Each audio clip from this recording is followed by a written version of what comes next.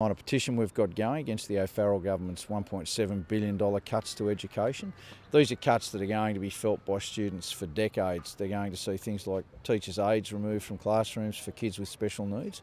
We're going to see overcrowded classrooms, larger class sizes because this government's cutting funding. What does it mean for this particular school here, particularly with cuts to Kingswood and Mount Druitt district offices? It means that teachers' aides will be removed from schools, so kids with special needs who need more focused attention are actually going to miss out. They're going to fall behind. Puts more pressure on the teacher in the classroom who no longer has a teacher's aide. That teacher's going to be distracted from those other kids.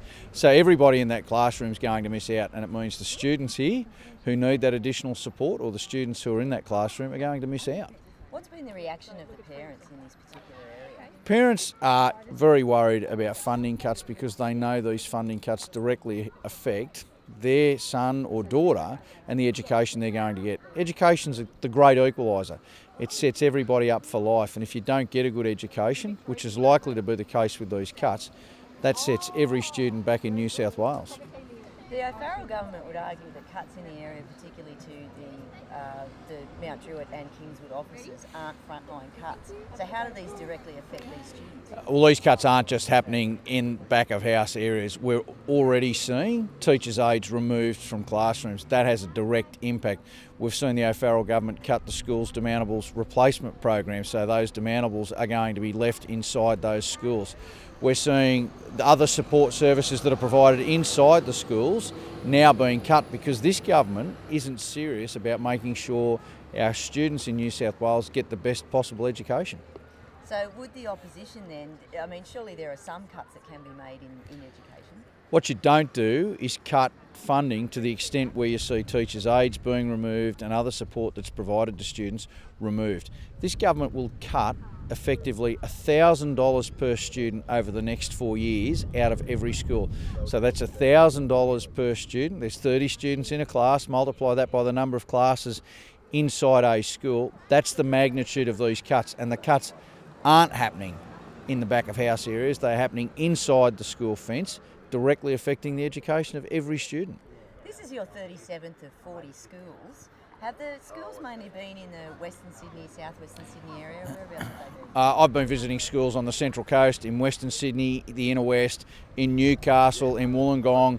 I'm travelling all over the state talking to parents, and parents are very worried. They know what these cuts mean, and they know it's not a good thing for the education of their children.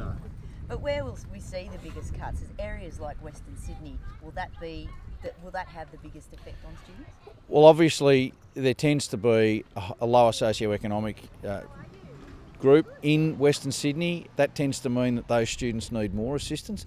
The cuts that the government is implementing are going to be felt dramatically in Western Sydney because we've got kids. I know in my electorate of Blacktown, I had, at the end of term 3 and the start of this term, 5 of my schools lost their teachers' aides, which means every kid in that school, or in those 5 schools with special needs, is now missing out already because of these cuts.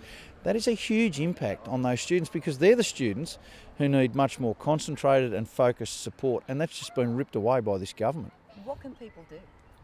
Well, we're encouraging people to sign this petition. Go and lobby their local MPs, particularly in this area where there's a Liberal MP. Go and knock on the door and say, I don't support these cuts because it's going to directly affect the education of my son or daughter or my children. And that's the first thing they can do. The second thing they can do is make sure that they support this campaign, because we're going to fight this all the way until the 2015 election, because these cuts are unjustified and they are unjust, and they are going to have such a significant impact on these students. It's going to be felt for decades. Cheers. Adam, can I grab you? Sure. So Adam, as duty MLC for this particular area, what are you doing here today? I'm standing here with John Robertson, just trying to make the case to local parents about the cuts that are being made to education in their local area.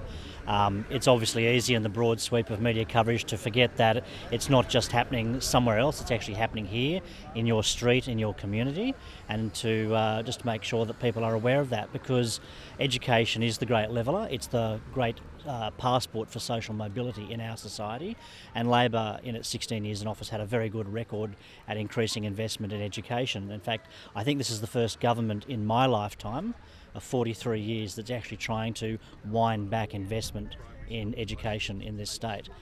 That's not good on any account. There is a very strong correlation in Australia and internationally between investment in education and in social and economic outcomes. This is a short-term measure by a very short-term thinking government. And do you share Mr Robertson's concerns about how this will impact Western Sydney students in particular? Absolutely. I mean, study after study shows that Western Sydney obviously needs to have additional investment, whether it's in the areas of health or education or other forms of social services, not less. And of course, this is one of the localities that will be hit hardest by these cuts.